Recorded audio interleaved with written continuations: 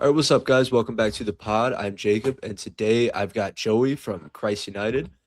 So Joey, could you tell me a little bit about how you got into your faith and kind of what got you started into it? Yeah. What got me into my faith was, I guess, early on was my parents raising me in it. So I was Mm. raised evangelical, mostly Baptist, and was just raised to love Scripture and love God. Was baptized at 10 in a non-denominational church, and just was following the Lord as faithfully as I could as a kid. As I got into my teenage years, I was starting to have doubts with God through a lot of different reasons. One of the big reasons was I was going to a Baptist youth group, but I started going to a Pentecostal youth group as well, and was Mm. getting really different messaging on certain topics from both of those pastors, especially around like the voice of God. And the youth pastor and all the kids in this Pentecostal youth group could really confidently say they hear the voice of God, and God tells them to say this to this person and to heal this person. And the Pentecostal experience was overall really eye-opening to like the idea of spiritual gifts and miracles happening even today. Excuse me. But it was hard because I didn't get to experience any of that. I remember specifically one time going up to pray for a friend who was like crying during a worship experience. And I was like, all right, God, give me the words to say.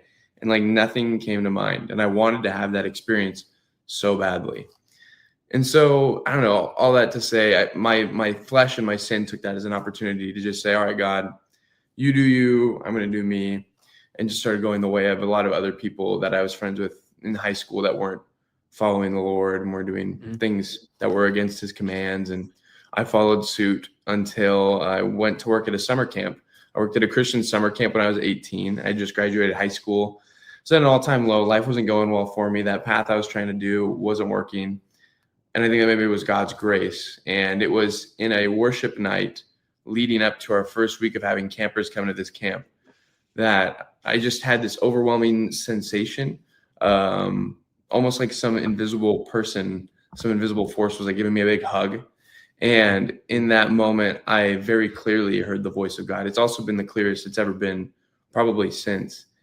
And yeah, God just like spoke to me, reminded me that I belong to Him, that He loves me, and that I'm more than welcome to try to come back and follow Him again. And so ever since then, I mean, there's been a lot of life that's happened since, but ever since then, that's been the trajectory of my faith journey. That was a huge launch point for me to really take my faith and own it and live it out. Yeah, I think I saw your videos, and you were talking about how you went from like evangelical, Baptist, Pentecostal, and charismatic to like more like reformed into where you are now is, which I assume is what you're at now. Is like I went from the same thing. My dad was a Pentecostal pastor.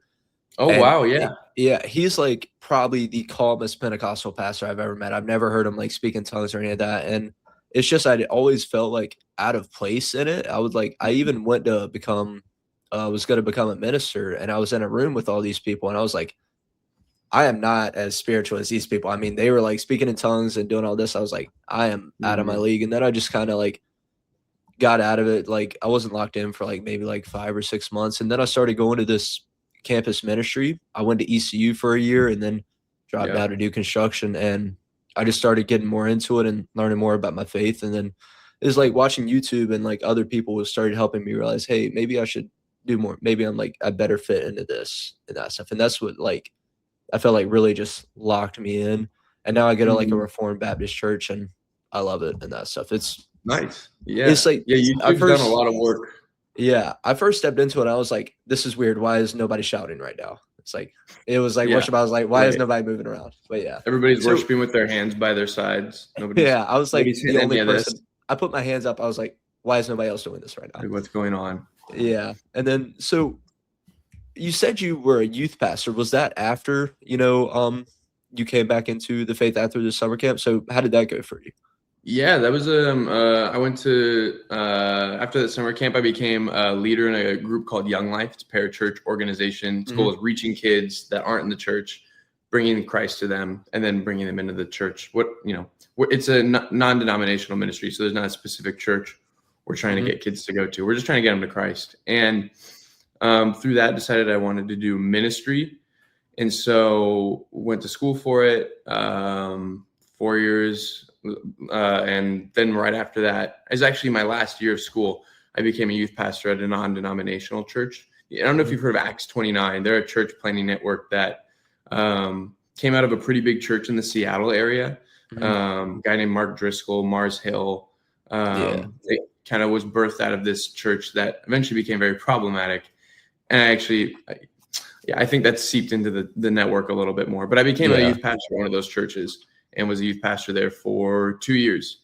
That was a big part of it. As I was a youth pastor, that was a big part of me. I've always really loved theology, and ecumenical theology especially has always been a constant in my faith walk, funny enough, as I look back. But the youth pastor thing was when I really started going, like, for myself personally, do I want to still be non-denominational, evangelical, or is there something else that maybe is more fitting for me theologically and just practically?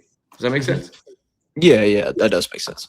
So what church did you move to? Did you move to just like a different denomination, or was it like, what denomination are you now and how did you get there? Did you go through like old school churches, get into it, or just like go right to the deep end? It's been a bit of a process. So like initially I was very pulled towards Catholicism as I started learning more about it. Was basically trying to, I was going to adoration chapels where you sit in front of the communion host.